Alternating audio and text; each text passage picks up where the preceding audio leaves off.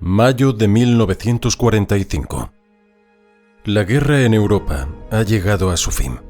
Alemania se rindió incondicionalmente el 8 de mayo de 1945 y las fuerzas aliadas buscan ahora a los responsables de los peores crímenes de la historia moderna. Los campos de internamiento se llenan con miles de exsoldados alemanes y austríacos, oficiales y funcionarios de las SS, así como miembros del partido del derrumbado régimen nazi. Los hombres que construyeron y dirigieron los campos de exterminio, organizaron las deportaciones y llevaron a cabo las ejecuciones intentan desaparecer entre las ruinas de un continente devastado. En Roma, lejos de los escombros de Berlín y del avance de las autoridades de ocupación aliadas, un obispo austríaco se sienta en su despacho del colegio alemán y comienza a recibir visitas. Algunos llegan abiertamente, otros en secreto, informados únicamente de boca en boca de que un clérigo está dispuesto a ayudarlos a escapar. Entre los hombres que llegan hasta él se encuentran algunos de los criminales de guerra más buscados de toda Europa. El nombre del obispo es Alois Hudal. Alois Karl Hudal nació el 31 de mayo de 1885 en Graz, entonces parte del Imperio Austrohúngaro. Su padre era zapatero y la familia disponía de escasos recursos. Hudal demostró aptitudes académicas desde temprana edad y una vez concluidos sus estudios se matriculó en la Universidad de Graz en 1904 para cursar teología.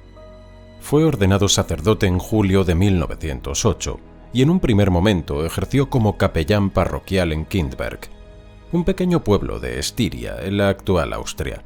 A lo largo de sus años de formación, desarrolló una especialización poco habitual para un sacerdote católico del mundo germanoparlante.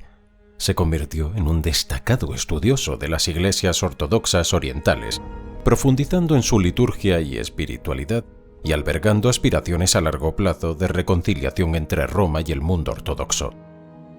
En 1911, Hudal obtuvo su doctorado en teología por la Universidad de Graz y se trasladó posteriormente a Roma, donde ingresó en el Colegio Teutónico de Santa María del Ánima, un seminario para sacerdotes de habla alemana en el que ejerció como capellán desde 1911 hasta 1913. Durante la Primera Guerra Mundial, Hudal prestó servicio como capellán militar y en 1917 publicó una colección de sus sermones de guerra, en los que declaraba que la lealtad a la bandera era lealtad a Dios, al tiempo que advertía contra lo que él mismo denominaba chauvinismo nacional. En 1923, Hudal fue nombrado rector del Colegio Teutónico de Santa María del Ánima en Roma, también conocido como Ánima, cargo que desempeñaría durante casi 30 años. El nombramiento fue, en parte, resultado de maniobras diplomáticas austríacas. Ludwig von Pastor, historiador y diplomático austríaco, había recomendado a Hudal al Papa Pío XI de manera específica para garantizar que un austríaco, en lugar de un alemán, holandés o belga, estuviera al frente del colegio en un momento en que la influencia de Austria en el Vaticano se encontraba bajo presión, tras el reciente colapso del Imperio Austrohúngaro. Hudal se convirtió en el rostro visible del prestigio austríaco en Roma, y durante más de una década fue una figura influyente y respetada en el mundo católico. En junio de 1933 fue consagrado obispo titular de Aela por el cardenal Eugenio Pacelli, futuro Papa Pío XII, quien ejercía entonces como cardenal protector de la Iglesia Nacional Alemana en Roma. La ceremonia situó a Hudal en el centro de las relaciones católico-alemanas en un momento de extraordinario peligro tras la llegada de Adolf Hitler al poder en Alemania en enero de ese mismo año. Desde principios de la década de 1930, las ideas políticas de Hudal experimentaron un cambio visible y decisivo. Era un anticomunista convencido y el temor al bolchevismo condicionó toda su perspectiva política.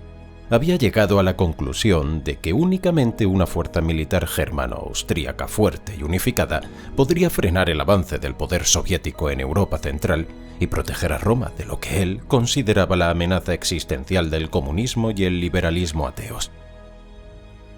En este contexto, el ascenso de Adolf Hitler no le parecía una catástrofe, sino un instrumento potencial al servicio de la civilización cristiana. A partir de 1933, Hudal comenzó a abrazar públicamente el nacionalismo pangermánico, la convicción de que todos los pueblos de habla alemana debían unirse en un único Estado, declarando que deseaba servir como heraldo de la causa alemana. Sus invectivas contra los judíos se fueron intensificando a lo largo de estos años, al vincular lo que él denominaba la raza semítica con la democracia, el internacionalismo y la conspiración financiera. En 1937, Hudal publicó en Viena un libro titulado Los fundamentos del nacionalsocialismo. En él elogiaba con entusiasmo a Hitler y proponía una reconciliación entre el nazismo y el cristianismo, argumentando que ambos podían coexistir si el régimen dejaba la educación en manos de las iglesias mientras los nazis controlaban la política. Le hizo llegar a Hitler un ejemplar personal con una dedicatoria manuscrita en la que lo elogiaba como el nuevo Sigfrido de la grandeza alemana. El libro atacaba asimismo las políticas del Vaticano, argumentando que Roma no había respaldado lo suficiente la causa alemana contra el comunismo. La reacción de ambas partes resultó perjudicial para Hudal. El régimen nazi no prohibió el libro de manera directa, pero impidió su circulación en Alemania, limitándola a tan solo 2.000 ejemplares. El Vaticano, por su parte, se enfureció ante la crítica implícita a su diplomacia y el respaldo explícito a un régimen nazi con el que ya mantenía una relación incómoda y llena de tensiones. Hudal había logrado ofender a sus superiores sin llegar a impresionar a aquellos cuya causa pretendía defender. La publicación del libro puso fin de manera definitiva a la influencia de Hudal en el Vaticano. Se le mantuvo alejado de los puestos de verdadera responsabilidad y nunca se le otorgó la autoridad que, a su juicio, merecían su rango y sus contactos. Años antes, cuando apeló al Papa Pío XI con su teoría de que el ala conservadora del partido nazi, liderada, según su interpretación, por el propio Hitler, podía cristianizarse y orientarse contra el comunismo, la respuesta había sido escéptica. Después de 1937, ese escepticismo se fue endureciendo hasta rozar la exclusión. El ambicioso obispo, que en su día había pronunciado discursos de honor en presencia del Papa y de varios cardenales, se encontró cada vez más marginado dentro de la institución a la que había consagrado toda su vida. En abril de 1938, Hudal contribuyó a organizar una votación entre clérigos alemanes y austríacos del Colegio Alemán de Ánima sobre la cuestión del Anschluss, la anexión alemana de Austria, llevada a cabo en marzo de ese mismo año. La votación tuvo lugar a bordo del crucero pesado alemán Admiral Scheer, anclado en el puerto italiano de Gaeta. Resulta llamativo que, a pesar de la postura de Hudal, más del 90% de los participantes votaran en contra del Anschluss. La Segunda Guerra Mundial dio comienzo el 1 de septiembre de 1939 con el ataque de la Alemania nazi a Polonia. En los años siguientes, la posición de Hudal en Roma continuó siendo precaria, aunque logró conservar su título y su rectorado en la iglesia de Ánima. Durante la guerra, la trayectoria de Hudal resultó más compleja de lo que sugeriría la simple imagen de un colaborador nazi. En octubre de 1943, cuando las autoridades de ocupación alemanas en Roma iniciaron la deportación de la comunidad judía de la ciudad, Hudal escribió directamente al general de división Rainer Stachel, comandante militar alemán en Roma, instándolo a detener la operación. Le advirtió de que las deportaciones dañarían las relaciones entre la Iglesia y el Reich alemán y proporcionarían material propagandístico a los enemigos de Alemania.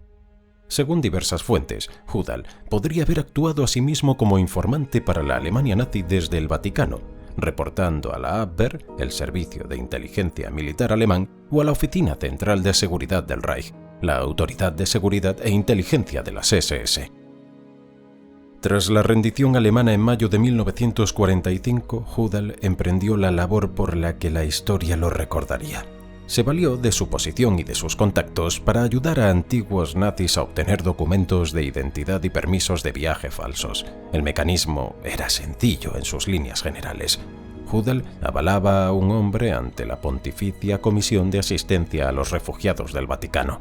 Los documentos de la comisión no eran pasaportes, pero resultaban suficientes para contactar con el Comité Internacional de la Cruz Roja, cuyos representantes en Roma expedían un documento de viaje para desplazados con la palabra de un obispo como aval. Dicho documento podía utilizarse a su vez para solicitar un visado para Argentina, Brasil, países árabes u otro destino dispuesto a recibir emigrantes de habla alemana. En la práctica, el CICR llevaba a cabo controles mínimos y la palabra del obispo se aceptaba sin objeciones.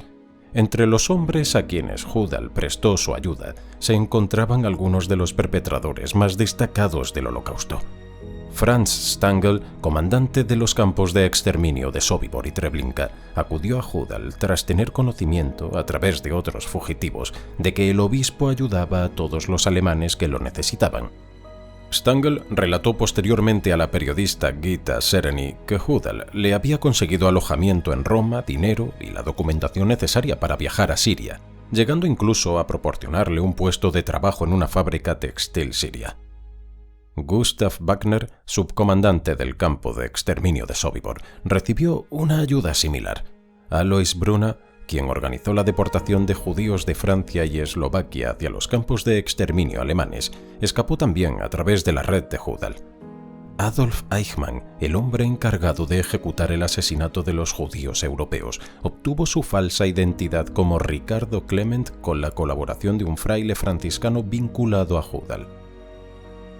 El Hauptsturmführer Erich Priebke, oficial de las SS responsable de la masacre de Ardeatina, cerca de Roma, en la que perdieron la vida 335 civiles, confirmó directamente al periódico italiano La Repubblica en 1994 que el obispo Judal lo había ayudado a llegar a Buenos Aires. A través de estas rutas de escape, conocidas posteriormente como rutas de ratas, huyeron de Europa otros fugitivos, entre ellos Josef Mengele, quien llevó a cabo selecciones y experimentos con prisioneros en Auschwitz-Birkenau, en la Polonia ocupada por los alemanes.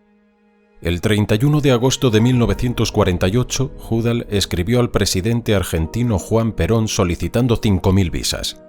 3.000 para alemanes y 2.000 para austríacos, describiéndolos no como refugiados nazis ni criminales de guerra, sino como combatientes anticomunistas cuyo sacrificio en tiempos de guerra había salvado a Europa de la dominación soviética. En la visión del mundo de Judal, los hombres a quienes protegía no eran perpetradores de asesinatos en masa, sino soldados en una guerra sagrada contra el bolchevismo ateo. Y los juicios aliados celebrados en Nuremberg y otros lugares no eran sino procesos farsa orquestados por los enemigos de la civilización cristiana. Las actividades de Judal provocaron un escándalo en la prensa en 1947, cuando el Passauer Neue Presse, un periódico católico alemán, lo acusó de estar al frente de una red de contrabando nazi.